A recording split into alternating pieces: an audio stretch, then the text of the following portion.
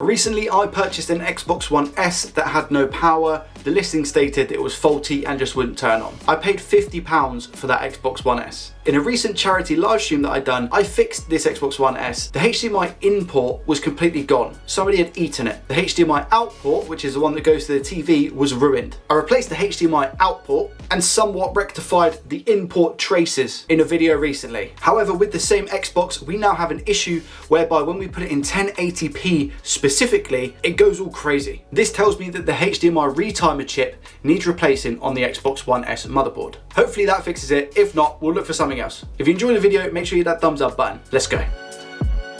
Here we have the Xbox One S. I've plugged it in. There is a note on here that says HDMI IC ESD filter needed. It's just the HDMI IC, which is I believe TPD158 or something like that. It's the HDMI retimer which needs replacing on this console. I'm going to show you an example of what happened. So here I am gaming in 720p, which is absolutely fine.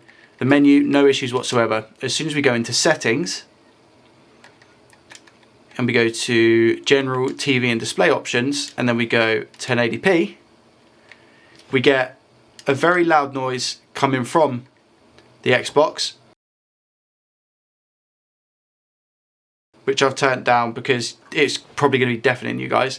And as you can see, we have like red lines around the borders of the options. So 4K TV details, you can see there's red lines around it and so on and so forth. I'm going to take the console apart, we'll get it down to like motherboard level, and then we'll go from there and hopefully successfully replace the HDMI retimer chip. So we're just going to slide our tool down here and slowly pry off the edges of the case. Try not to bend the plastic, just like so. Then we're going to take out all the screws. T10, I believe. These ones are a T9. Take off the Wi-Fi card here and the front panel using T9 as well. The front panel of this Xbox, the power button doesn't actually work, so I will show you that in a second. And as you can see, this is the power button, which is completely, well, I say this is the power button, there is no power button. There's supposed to be a power button here. Chris from iFix Consoles kindly donated this board to me, and it's an Xbox One S board, and this is what it's supposed to look like. It's meant to have this little switch here, this little button, but thank you so much, Chris, I really appreciate it. First off, pull out the hard drive and unattach it. Then the disk drive, Zenza power. You have to put like an object down here to release it. There is a better way to do it, and I think that's by taking the board out first off, but that'll do, donkey, that'll do. And then we should just be able to pull the board out. Lovely. Take the best tool in the world, which is the X-clamp removal tool, and lift up behind the heatsink to remove the X-clamp. Bosh. This is the HDMI port that we put on recently that looks to be all good and still intact. Lovely jubbly. And the area of the board that we're focusing on today is this little one here. The HDMI encoder chip. Now I personally know that this is something that you've all been waiting for. Are you ready? Here we go.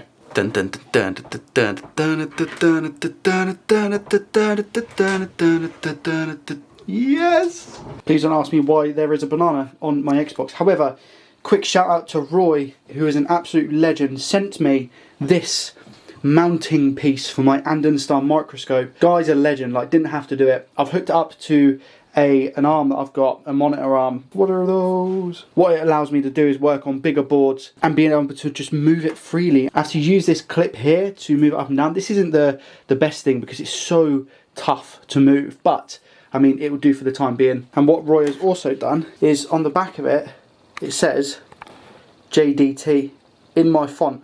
Absolutely incredible. As well as the fact, I think what he's done here is like a little YouTube play button that says JDT. Look at this. How insane. So Roy, thank you so much, my friend. You're an absolute legend. Right, let's get this chip off. First, as standard, flux. Hot air station, 6 out of 8. Airspeed, 480 degrees Celsius.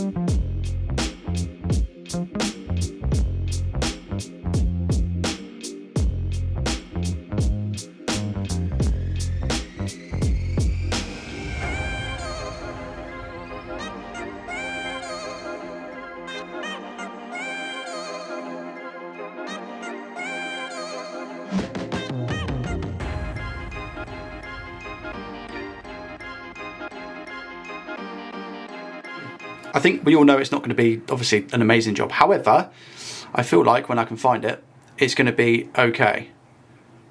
I don't think it's going to be horrendous, but it's also not going to be fantastic. So that seems clean on that side. And clean on that side. I mean, every pin is touching. It could do with some more solder actually on that side. What about this side? That side's okay. And the final side, that side's actually okay. I might put a little bit more solder just to make the chip secure of anything on this side, because it just looks a little bit scarce, you see. So I'm going to do that really quick. Just checking it now, if I can find it. There it is, rotation. There we go, that's a lot better than what it was, definitely. A lot more solder. Good stuff. Let's test it. Okay, so the fan has started spinning for some weird reason that it does. I'm going to push the on button and we're going to see if we get a display. If we get a display, brilliant, but we also then need to find out if it displays in 1080p. That's the catch. It took a while. It took a long time to turn on. Wow. But it's on. Just going to now check and see if we can put it into 1080p. Do we have volume? Actually, is a good question. Let's check that. Yeah, okay, so we have volume. That's good. Settings. Moment of truth. TV and display. Oh! It's already in 1080p. Wicked. So if I go 720, everything seems to be fine. Let's go back to 1080 just to make sure.